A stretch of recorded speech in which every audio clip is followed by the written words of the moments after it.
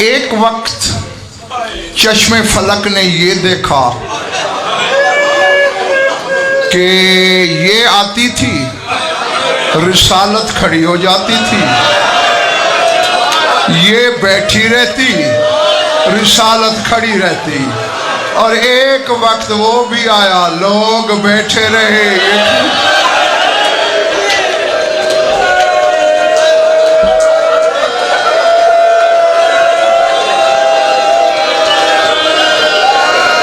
جی ہاتھ نہیں جوڑنے، ہاتھ نہیں جوڑنے، میں نے کوئی انکار کیا؟ ایک وقت یہ بیٹھتی، رسالت کھڑی رہتی، ایک وقت لوگ بیٹھے رہے، یہ کھڑی رہی۔ اجرکم اللہ۔ بس میں دعائی دے سکتا ہوں کہ جو آنکھیں اس غم میں وضو کرتی ہیں، خدا کرے کسی غم میں نہ روئیں۔ مجلس کی روحانیت بتا رہی ہے مالک موجود ہے، یہ بیوی بھی موجود ہے، پردے میں دیکھ رہی ہے ہمیں۔ ہاں یہ میرے جڑے ہوئے ہاتھ دیکھ لو، پھر کہوں وہی کہوں۔ میں نے کہا ایک وقت آسمان نے وہ نظارہ دیکھا، یہ بیٹھتی تھی، رسالت کھڑی ہوتی تھی، اور پھر اللہ جانے اس وقت آسمان گرا کیوں نہیں جب لوگ بیٹھے رہے، یہ کھڑی رہی۔ ہاں اب میرے جڑے ہوئے ہاتھ دیکھ لو سارے اندر باہر والے، میری مائیں بہنیں بیٹیاں بھی دیکھ لیں۔ تمہاری قوم کا چھوٹا سا وکیل ہوں، چھری چل جائے گی، خنجر چلے گا، خون رونے والے کے صدقے معاف کر دینا۔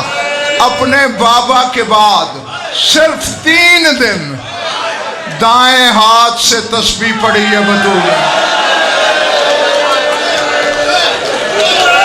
اللہ، میں نے اسی لیے ہاتھ جوڑے، اسی لیے میں نے ہاتھ جوڑے تھے۔ مجھے پتا ہے عزادار کا دل بہت نرم، بہت نازک ہوتا ہے۔ اللہ اکبر۔ میں نے کہا ہے بابا ہاتھ نہیں جوڑنے نا، صرف 3 دن تسبیح دائیں ہاتھ سے۔ اب یہاں علماء کے میں نے 2 قول پڑھے ہیں، دونوں تمہیں بتاتا ہوں۔ ایک طبقہ یہ کہتا ہے کہ کیوں نہیں پھر دائیں ہاتھ سے پڑھی؟ وہ کہتے ہیں دائیں ہاتھ فارغ نہیں تھا، بلا تشبیہ پہلو پہ رہتا تھا۔ اللہ اکبر۔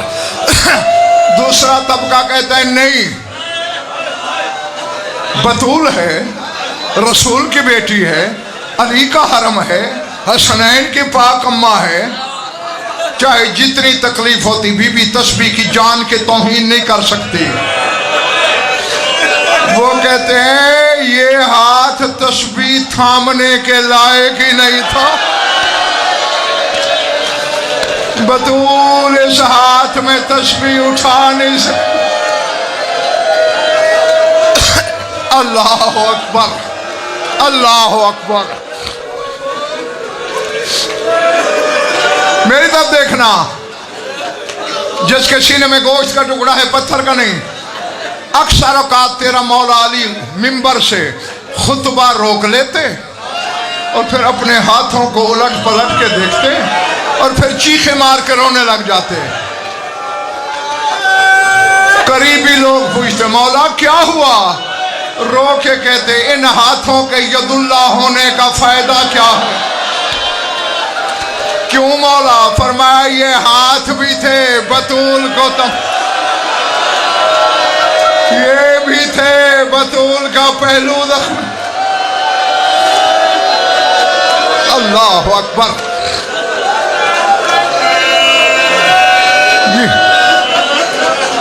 ان ہاتھوں کی موجودگی میں بطول کے ساتھ یہ ہوا، بس ختم کر دیا۔ ایک فکرہ کہنے لگا ہوں، دعا مانگتا ہوں۔ کائنات کے سلطان کی بیٹی ہے، جنازے میں 7 بندے ہیں۔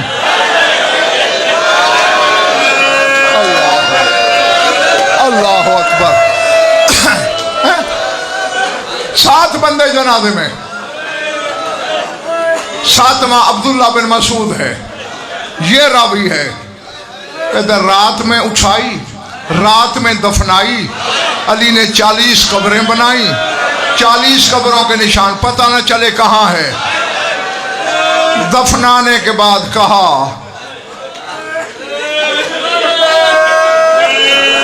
سیدزادہ ظفر بھائی فرمائش کی ہے، یہاں ایک جملہ کہہ دوں چھوٹا سا، چونکہ علی نے جب لحد میں اتارا نا، اکیلے اتارا، اور پھر رسول سے خطاب کر کے کہا، یا رسول اللہ، ہاذہ ابنتک النازلہ، تیری بیٹی تیرے سپرد کرنے آیا ہوں، رد الامانت الیکا، سرکار آپ نے امانت دی تھی، واپس کرنے آیا ہوں۔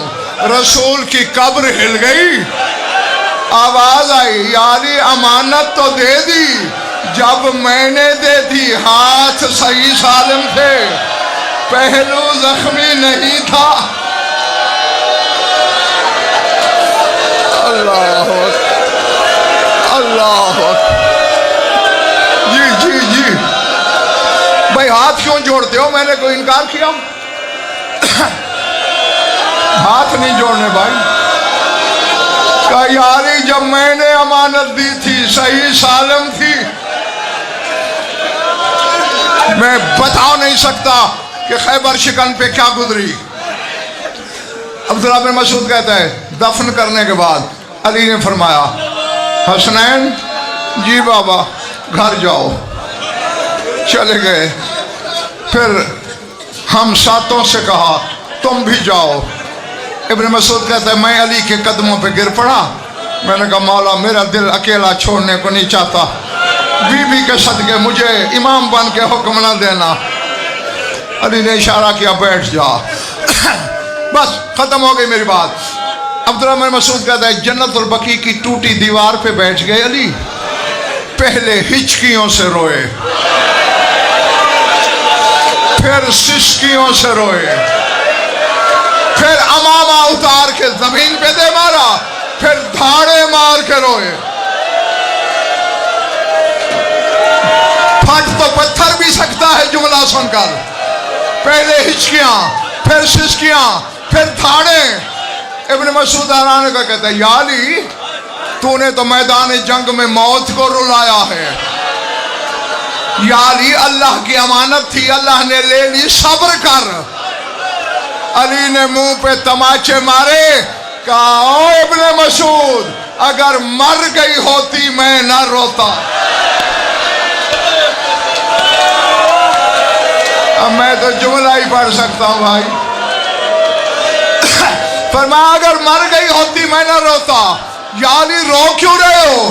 کہا مجھے آج میری بیٹی زینب نے بتایا، بابا میں نے غسل کے وقت دیکھا میری ماں کی 3 پسلیاں ٹوٹی ہوئی تھی، رو اس لیے رہا ہوں، مجھے کبھی نہیں کہا یا علی مجھے درد ہے، یا علی میرا پہلو زخمی ہے، مجھے بطول کا صبر رلا رہا ہے۔